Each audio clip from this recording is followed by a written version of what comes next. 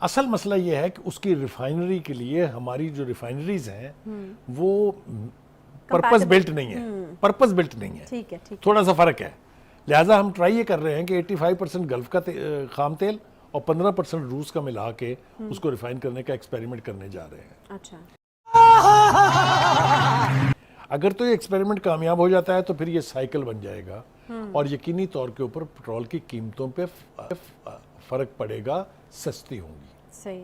और अगर ये 100% हम रिफाइन करना शुरू कर दें फिर तो क्या ही बात फिर तो मौजें हैं कौम की। उजड़े गुलशन को कौन संवारेगा, ये अहम सवाल है कि जो आए वो इसको बेहतर करे। कि आप इंडिया मंगवा रहे, इंडिया ने ना सिर्फ उसको कैश किया और उस वक्त जो है अक्लमंद मुल्कों ने, इंडिया जैसे मुल्कों ने उनसे लेके रिफाइन करके पूरी दुनिया को बेचा। जी। आज हिंदुस्तान में चूंकि इक्तिसादी तरक्की है, सियासी इस्तेहकाम है, तो उनकी हिंदुत्व पॉलिसी पे भी कोई नहीं बोलता। बस एक ही कार्गो का एग्रीमेंट था जो आ गया।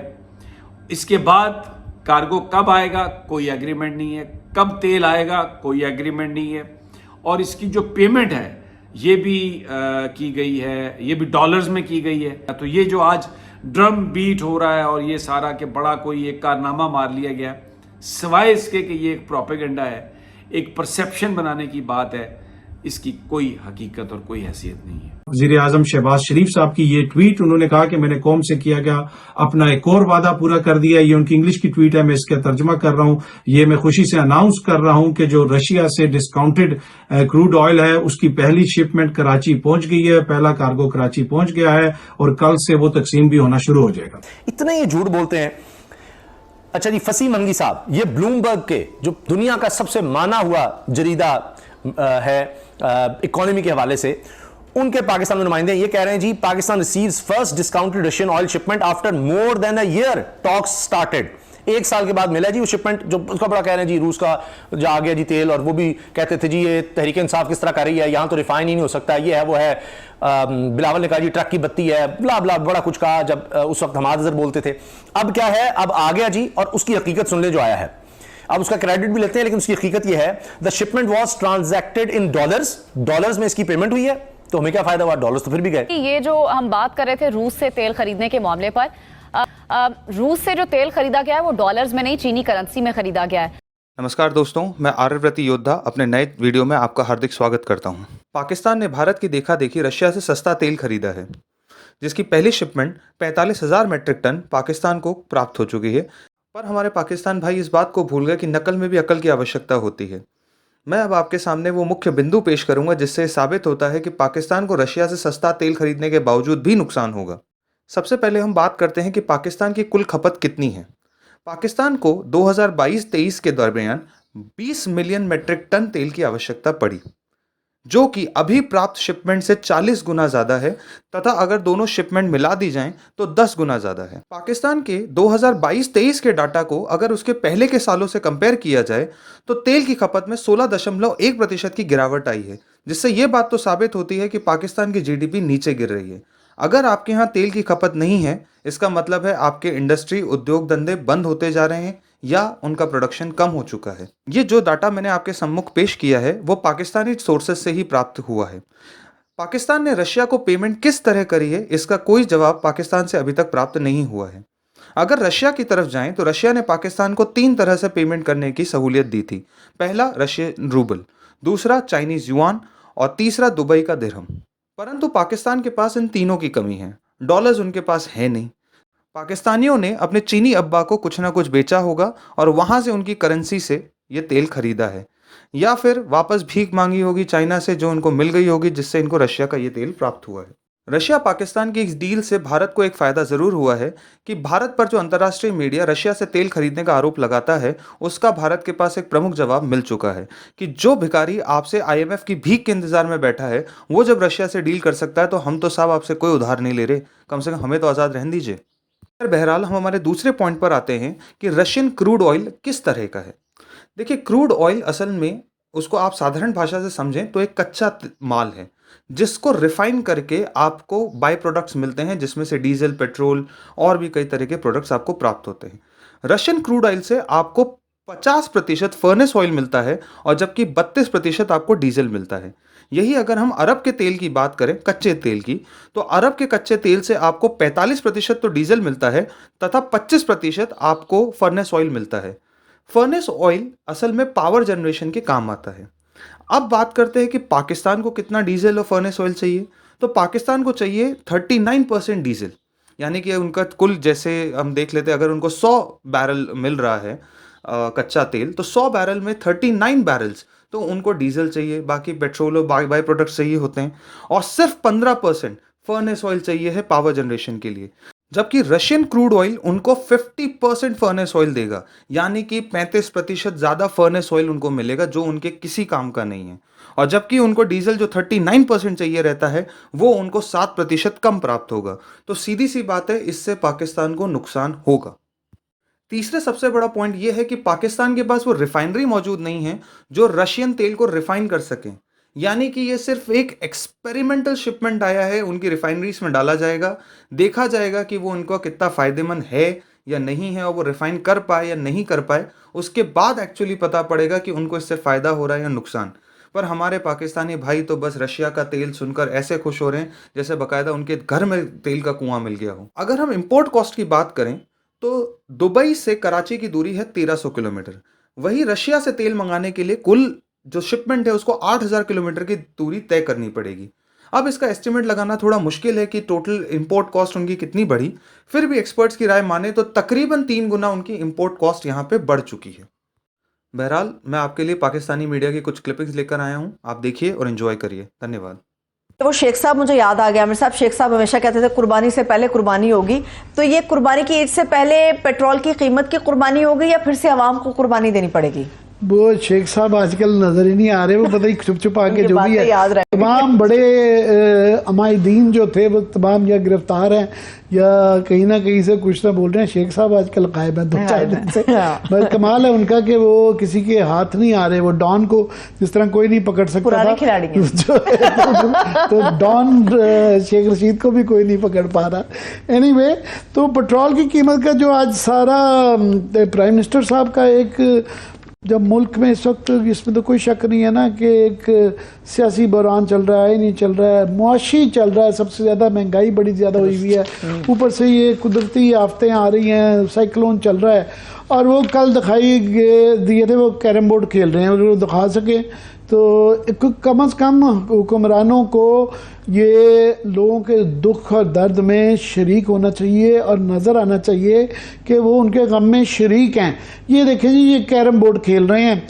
उसके बाद मेरे पास ये उनकी ट्वीट पड़ी हुई है कि आज बहुत ज़्यादा जो है ना, वो रोज़ 10-20 बातों का ना क्रेडिट ले लेते हैं कि आपकी हुकूमत ने ये कर दिया।